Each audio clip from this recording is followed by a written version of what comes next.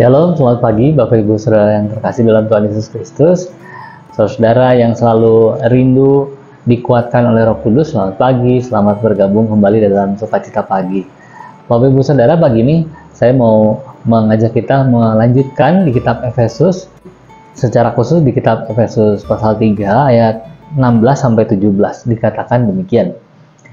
Aku berdoa supaya Ia, menurut kekayaan kemuliaan-Nya, menguatkan dan meneguhkan kamu oleh rohnya di dalam batinmu, sehingga oleh imanmu Kristus diam di dalam hatimu, dan kamu berakar serta berdasar di dalam kasih. Saudara, kalimat yang sesungguhnya sangat menguatkan kita ya, karena dikatakan bahwa Roh Kudus akan menguatkan dan meneguhkan kita. Di nama Tuhan, saudara, memang pada zaman Rasul Paulus, pada waktu dia menulis surat ke orang-orang di Efesus, pada waktu itu cara pandang orang di Efesus sedikit berbeda dengan apa yang kita pahami saat ini. Kita memahami bahwa batin itu sesuatu yang terpisah dengan akal. Tetapi pada waktu itu, orang-orang berpikir dengan cara bahwa akal, pikiran, kesadaran, dan kemauan itu adalah satu bentuk yang sama yang berada di dalam batin. Jadi sewaktu Paulus berkata bahwa batinmu yang akan dikuatkan, itu menguatkan kesadaran, menguatkan kemauan kita, juga akal budi untuk bisa melakukan. Seperti apa melakukannya gitu, kira-kira demikian.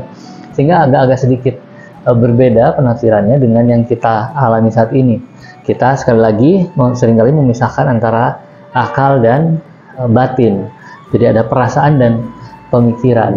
Tetapi pada waktu itu orang menyatukan itu, sehingga Paulus mau menekankan bahwa Roh Kudus bekerja dari dalam diri seseorang, dan dia seperti dipompa keluar itu untuk mengeluarkan hal-hal yang Tuhan inginkan. Pekerjaan-pekerjaan melalui orang itu dipompa keluar oleh Roh Kudus supaya orang itu bisa bergerak dengan lebih leluasa. Apa maknanya bagi orang Efesus pada waktu itu ya? Tentu saja pada waktu itu di Efesus tinggal orang-orang yang tidak takut akan Tuhan. Dan sewaktu orang-orang percaya dipompa keluar oleh Roh Kudus, dikuatkan, diteguhkan, mereka bisa menjadi garam dan terang di tengah-tengah kota yang menjadi penyembah berhala pada waktu itu. Mereka bisa menjadi sebuah kebenaran di tengah-tengah kekacauan. Saudara, ini nyambung dengan apa yang kita alami sekarang. Saat ini kita menghadapi berbagai-bagai persoalan di tempat kerja, di tengah keluarga, lingkungan-lingkungan.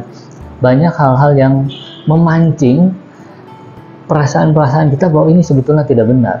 Tetapi sewaktu kita tidak membawa itu ke hadapan Tuhan, kita hanya sampai pada persoalan tertekan, depresi, dan tidak bersemangat, dan lain-lain hal yang lain.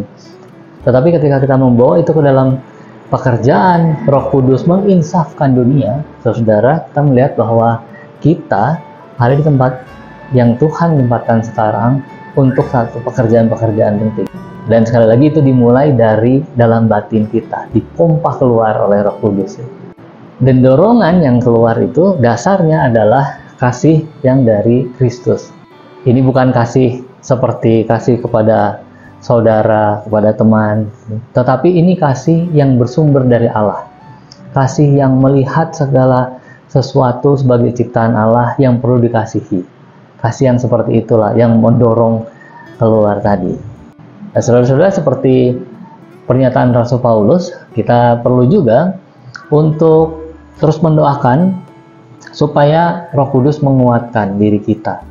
Kemudian kita juga perlu mendoakan orang-orang di sekitar kita, orang-orang percaya lain, supaya mereka juga dikuatkan dan kita bisa bersama-sama menjadi sebuah kekuatan yang menginsafkan dunia itu.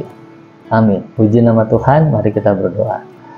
Allah Bapa, kami bersyukur karena Engkau mempercayakan kepada kami pekerjaan-pekerjaan untuk terlibat di dalam karya Roh Kudus yang begitu besar.